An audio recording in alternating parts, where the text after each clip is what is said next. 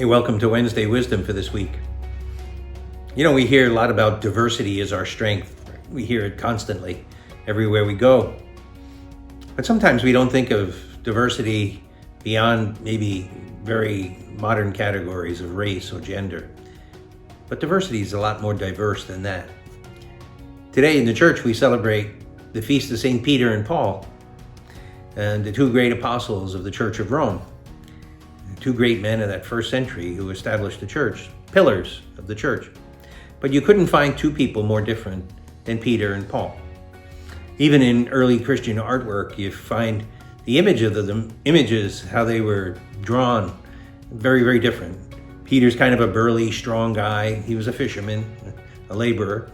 Paul was more of an intellectual, so he's kind of skinny, bald, and has these piercing eyes.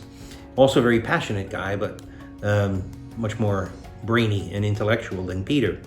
Peter had this great passion that comes out all over the Gospels. So you have those two different temperaments, and that's a real diversity. Right? But they were both crucial to God's work. They were both incredibly important that they contributed in the way they did. Even at times there were tensions between the two of them. There's a famous part in Galatians where St. Paul kind of gives a dig to St. Peter because of what he perceived as some hypocrisy on St. Peter's part. And then later, in one of St. Peter's letters, he's referring to the writings of St. Paul, and he just tells the Christians, oftentimes our brother Paul writes things that are difficult to understand. So they weren't exactly bosom buddies in every way, but it was that diversity that God used to build up his church. And we've got that today all over the church.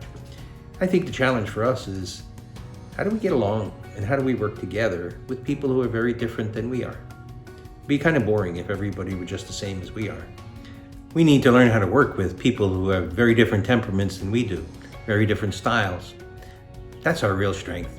How about you? Can you work cooperatively with other people who are very different than you are?